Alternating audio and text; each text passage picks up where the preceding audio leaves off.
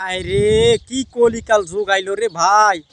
হায় হায় হায়, কি কলিকাল যুগ আইলো। বর্তমান সম্পত্তির জন্য বাবাকে মাইরা ফেলায় ছেলে মেয়ে বউ। আমরা কোথায় আছি রে ভাই? কোন দেশে বাস করি?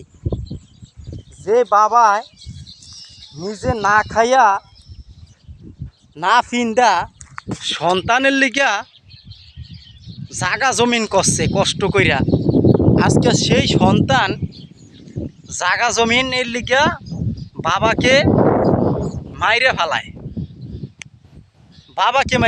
জাগা জমিনের লিগা বাবা মইরা গেছে, বাবা মারা গেছে, বাবাকে মাটিতে দিবে।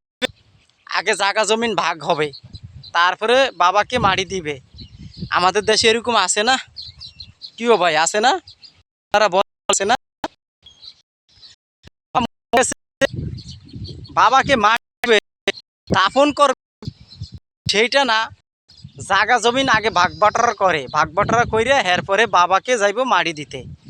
এ হইল আমাদের দেশের সন্তান।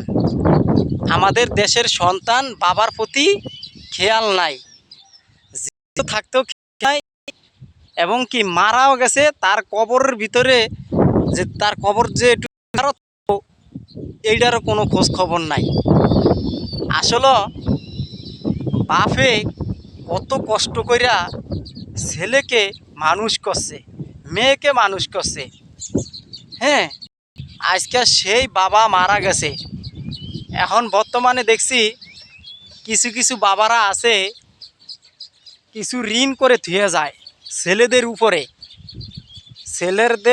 ঋণ করে থুয়ে যায়। ভাই, এই যে বাবা যে ঋণ করছে, বাবা যে ঋণ করে খাইছে, কাগরে নিয়ে খাইছে, আপনারা আমারে নিয়েই তো খাইছে, সন্তানদেরকে নিয়েই তো খাইছে, পরিবার নিয়ে দেখেই খাইছে, বউকে নিয়ে খাইছে। এখন দেখাচ্ছে হঠাৎ করে বাবা মারা গেছে, এখন সন্তানরা বাবার ঋণটা পরিশোধ করতে পারে না। বাবার লাশ উঠানে পড়ে থাকে, বাবার লাশটা উঠানে পড়ে থাকে, সেই ঋণটা শোধ করতে পারে না, অন্যজনে ঋণ পায়। তা আসলে এমন সন্তান আমরা কিভাবে পালব? তা আসলে এখন বর্তমানে যারা মুরব্বীরা আছেন, বাবারা আছেন, আপনারা জীবিত থাকতে সন্তানের নামে জাগা জমিন লেখা দিয়া যান, ভাগ বাটোয়ারা করে দিয়ে যান, তাহলে সন্তানরা কোনো খুনাখুনি মারামারি হানাহানি করবে না। বুঝছেন ভাই? তা আসলে এখন বর্তমানে সন্তানদেরকে জীবিত থাকতে জাগা জমিন ভাগ করে দিয়ে যান। যাদের বাপ মা আছেন, সন্তানদেরকে জীবিত থাকতে জাগা জমিন ভাগ বাটোয়ারা করে দিয়ে যান।